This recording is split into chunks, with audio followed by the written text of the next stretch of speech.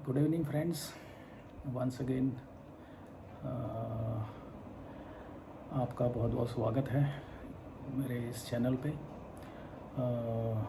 उम्मीद करता हूँ पिछले वीडियोस आपको अच्छे लगे होंगे। आज हम डिस्कस करेंगे जो बुक हमने पिछले वीडियो में डिस्कस की थी, इंट्रोडक्शन उसकी। आज हम उसका पहला चैप्टर डिज़ायर डिस्कस करेंगे और बुक का नाम है थिंक एंड ग्रो रिच, जो कि नेपोलियन हिल द्वारा लिखी गई थी। इस फर्स्ट चैप्टर ऑफ डिज़ायर में ऑथर ने बर्निंग डिज़ायर का क्या इम्पोर्टेंस है रिचनेस को प्राप्त करने के लिए लाइफ में, उसके बारे में डिस्कस किया है। उसके बारे में हम ब्रीफली डिस्कस करते हैं अभी। इसमें काफ़ी एग्जांपल्स दिए हैं ऑथर ने, उसमें से हम अभी कुछ एग्जांपल्स डिस्कस करेंगे इसके रिगार्डिंग।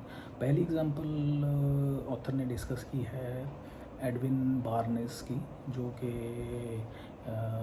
बिजनेस पार्टनरशिप करना चाहता था थॉमस एल्वा एडिसन के साथ, और जो कि बिल्कुल ही पेनीलेस था।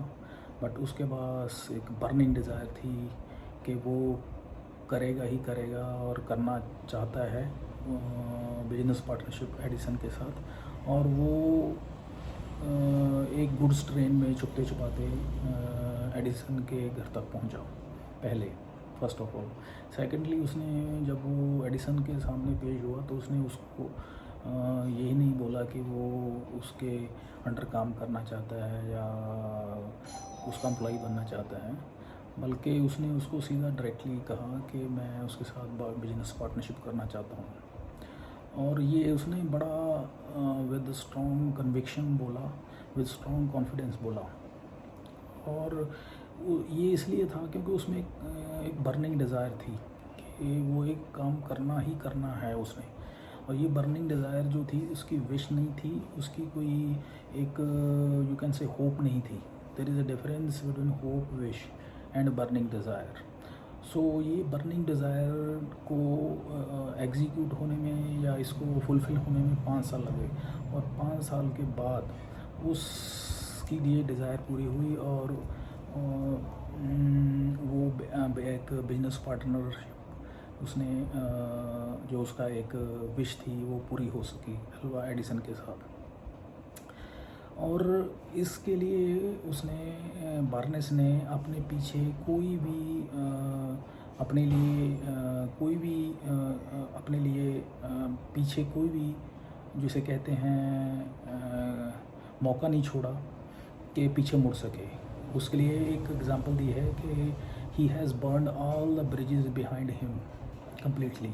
इसका मतलब ये है कि पीछे मुड़ने के लिए उसके लिए कुछ नहीं था, उसके लिए डू और डाई वाली पोजीशन थी। तो जब उसके पास ये पोजीशन थी डू और डाई वाली, तो ultimately he win that battle to become a business partner with the Alva Edison. ये एक बहुत ही इम्पोर्टेंट पॉइंट है इसमें, to burn the bridges behind और डू और डाई वाली जो पोजीशन है। इसमें सेकंड एग्जांपल दी है ऑथर ने एक वॉरियर की, जो कि एक रिवर को पार करके दूसरे एरिया में जाके दूसरे राजे के साथ लड़ाई करता है। लेकिन उसके अनफॉर्चुनेटली वो शॉक्ड होता है कि उसकी जो दूसरे राजे की सेना होती है वो बहुत ही ज़्यादा होती है उसकी सेना की कंपैरेटिवली। तो उसके पास कोई ऑप्शन नहीं होता। तो उसने क्या किया, उसने अपने जो सेना को, जो उसके पास थोड़ी बहुत थी, उनको बोला कि जो हमारे जिस भी शिप्स में वो आए होते हैं वो सारे उनको जलाने का हुक्म देता है और वो जला दिए जाते हैं। फिर उनको बुला के बोलता है कि देखिए अब सारे शिप्स बल जल गए हैं, आपके पास कोई, हमारे पास ऑप्शन नहीं है, ऑप्शन बस यही है कि हम या तो जीतेंगे या फिर मरेंगे। ये सुनने के बाद सभी ने फिर जो है देखा कि अब ये पोजीशन हो गया, तो उन्होंने पूरा अपनी जो जिसे कहते हैं कि पूरी जान लगा के लड़ाई लड़ी और वो अंत में जीत गए। जो कि हो सकता है अगर ऐसा ना करता वो राजा तो वो हार जाते, और ये श्योर था। तो इससे पता क्या चलता है, इससे पता ये चलता है कि जब हमारी डू और डाई वाली पोजीशन हो जाती है तो हम अपना पूरा जो है जोर झोंक देते हैं उस काम को करने के लिए। ऐसे ही एक एग्ज़ाम्पल शिकागो की ऑथर ने दी। उसमें क्या होता है कि एक मिस्टर मार्शल फील्ड होते हैं, वहाँ पे एक मार्केट में आग लग जाती है और पूरी मार्केट फूक जाती है, उसमें सारी बर्बाद हो जाती है, टर्न टू एशेज़। लेकिन ये और वहाँ पे जितने भी बिजनेसमैन होते हैं वो सारे वहाँ से मूव करने का सोच लेते हैं कि दोबारा वहाँ पे बिजनेस नहीं करेंगे। बट ये मार्शल फील्ड जो हैं इतने इनका दृढ़ होता है इनका विश्वास कि मैं यहाँ पे फिर से बिजनेस एम्पायर खड़ा करूँगा। और उन्होंने इतनी बर्निंग डिज़ायर थी उनकी कि बाकी सभी इस चीज़ पे बड़े ससेप्टिबल होते हैं और बड़े इस पे उनको शक होता है कि ये पॉसिबल नहीं है दोबारा उनको बिजनेस खड़ा करने का, लेकिन वो डिटर्मिन्ड थे, they had a burning desire, और उन्होंने वो पूरा किया और 5 साल के बाद वहाँ पे एक बिजनेस एम्पायर खड़ा कर दिया। इसमें फिर वही एक जो चीज़ सामने आती है कि उनकी बर्निंग डिज़ायर जो थी उसकी वजह से ये फुलफिल हो पाया सारा उनका ड्रीम। ये जो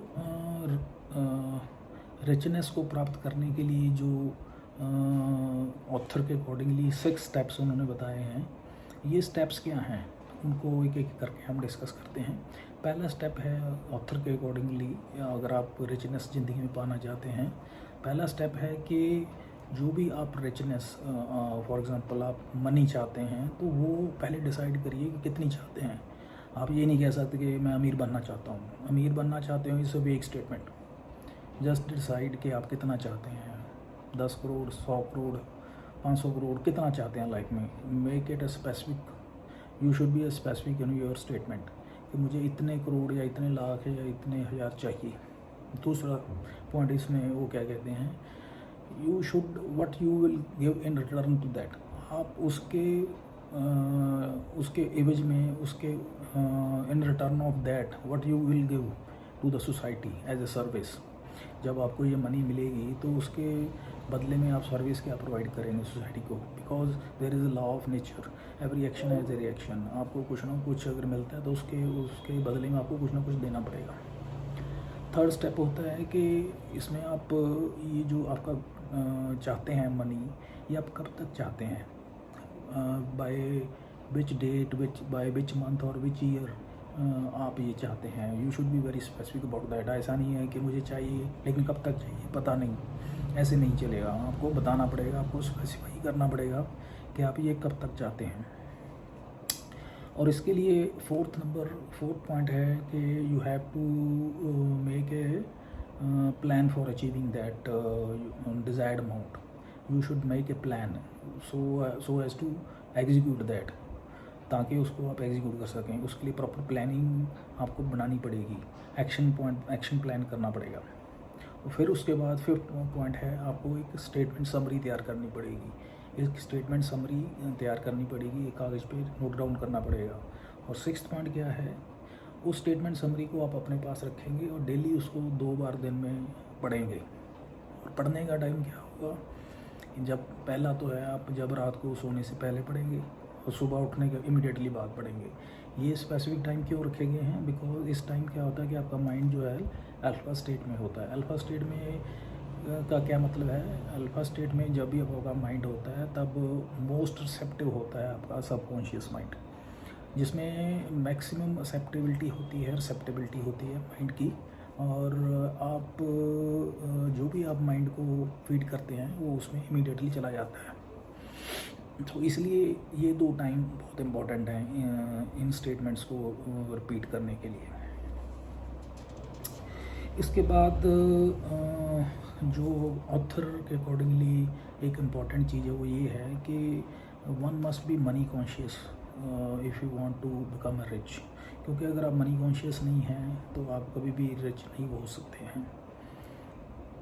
इसमें आपकी एजुकेशन का कोई बहुत बड़ा रोल नहीं है कि आप कितने पढ़े लिखे हैं। आप अगर ज़िंदगी में रिचनेस पाना चाहते हैं, फॉर एग्ज़ाम्पल इसलिए इसमें एग्ज़ाम्पल दी है ऑथर ने, जैसे एंड्रयू कार्नेगी थे, वो बहुत कम पढ़े लिखे थे और उन्होंने एक एज ए लेबरर उन्होंने एक फैक्ट्री में अपना कैरियर स्टार्ट किया था और आखिर में वो एक बिजनेस एम्पायर के मालिक बने थे। अमेरिका में बिजनेस टाइकून बने थे, $100 मिलियन का उनका बिजनेस था। इसी तरह से और भी उन्होंने एग्जांपल दी हैं जिसमें ये बताया गया है कि कोई एजुकेशन का इतना बड़ा रोल नहीं है इसमें टू बिकम अ रिच। लेकिन हाँ, इसमें एक सेकंड पॉइंट और भी है कि जो जितने भी रिच पर्सन्स हुए हैं दे आर बिग ड्रीमर्स। जब तक आप अच्छा या बड़ा नहीं सोचेंगे तब तक आप बड़ा ज़िंदगी में नहीं कर सकते हैं, रिचनेस आपके पास नहीं आ सकती है। अगर आपकी सोच होती है तो आप बड़ा नहीं रिचनेस नहीं ज़िंदगी में आपके आ सकती है। और इसमें फॉर एग्ज़ाम्पल ऑथर ने कहा कि जैसे कोलंबस था, उसने बड़ा ड्रीम किया था कुछ सर्च आउट करने के लिए, और उसके बाद सर्च आउट करने के लिए जब वो निकला तो उसने अमेरिका को सर्च आउट कर लिया। इसी तरह से कोपरनिकस था, एक एस्ट्रोनॉमर था, उसने भी वो भी ड्रीमर था बहुत बड़ा, उसने भी बड़ी इन्वेंशन और सर्च उसके भी बड़े उसके भी नाम पे बहुत सारी सर्चेज़ हैं जो कि हिस्ट्री में दर्ज हैं। और इसमें ऑथर कहता है कि जो एवरी सक्सेस जो है that is led by a failure, और every failure is led by you can say success. हर सक्सेस से पहले बहुत सारे फेलियर्स होते हैं, तब जाके सक्सेस बंदे को मिलती है। ऐसा नहीं है कि हर बंदा ने कोई काम स्टार्ट किया और उसको सक्सेस मिलनी शुरू हो गई, ये नहीं होता है। सबसे पहले बहुत सारे फेलियर्स मिलते हैं, उसके बाद बंदा सीखता है, इवॉल्व होता है, फिर उसको सक्सेसेस मिलते हैं। जैसे कि फॉर एग्जांपल हेनरी फोर्ड का एग्जांपल दिया है ऑथर ने। हेनरी फोर्ड ने इन्वेंशन की थी, वो चाहता था कि हॉर्सलेस कैरेज बनाना चाहता था वो। उसके लिए उसने बहुत से एक्सपेरिमेंट किए और उसके बाद फाइनली उसने 4 व्हीलर इन्वेंट किया, और फाइनली उसने बहुत बड़ा बिजनेस एम्पायर खड़ा किया। थॉमस एल्वा एडिसन की एग्जांपल दी, उसने 10,000 इन्वेंशंस के बाद बल्ब की इन्वेंशन की। उसने भी इतने सारे एक्सपेरिमेंट करने के बाद, इतने सारे फेलियर्स के बाद जो फाइनली सक्सेसफुल हुआ। और इसके बाद जैसे और भी बहुत सारी एग्जांपल्स इसमें ऑथर ने दी हैं। इसमें सबसे बड़ा एक और पॉइंट जो ऑथर ने कहा कि जितने भी ये सक्सेसफुल और रिच बंदे हुए हैं, ये they didn't quit in their life, they were so positive and positive mindset वाले बंदे थे, और उन्होंने ज़िंदगी में कभी क्विट नहीं किया। They didn't quit in their life. They had a very persistence in their journey of life. क्योंकि अगर आप की लाइफ में परसिस्टेंस नहीं है जर्नी में, तो आप सक्सेसफुल नहीं हो सकते, क्योंकि आप बीच रास्ते में फ्रस्ट्रेट हो जाएंगे, और फ्रस्ट्रेटेड होने के बाद क्विट कर जाएंगे, जो कि आप उस पॉइंट ऑफ व्यू से आप कभी सक्सेसफुल नहीं हो सकते। अब जैसे कि इसमें एग्ज़ाम्पल ऑथर ने और एक सबसे बड़ी दी है, जो कि ऑथर ने अपने बेटे की एक सबसे बड़ी एग्ज़ाम्पल दी है। उसका नाम था ब्लेयर,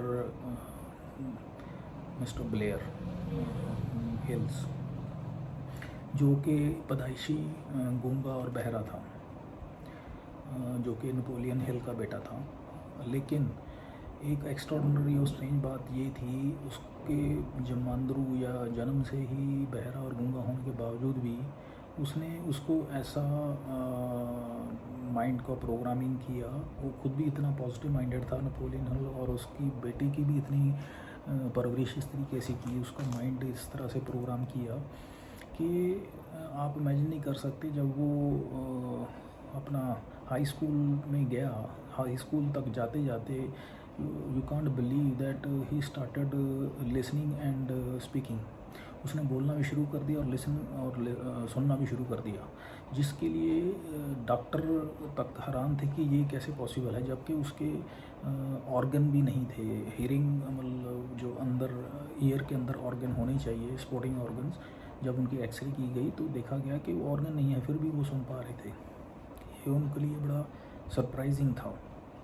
तो कहने का मतलब है it was a mere strong desire to do something और टू हियर टू स्पीक, जिसकी वजह से वो उनका बेटा बोल पाया और सुनने लगा. So this is all about the strong will power, strong desire which makes the difference. So इसमें सारे चैप्टर में ऑथर ने यही बताने की कोशिश की है कि कैसे एक स्ट्रॉन्ग डिज़ायर लीड करती है to richnesses in life, to become rich in life.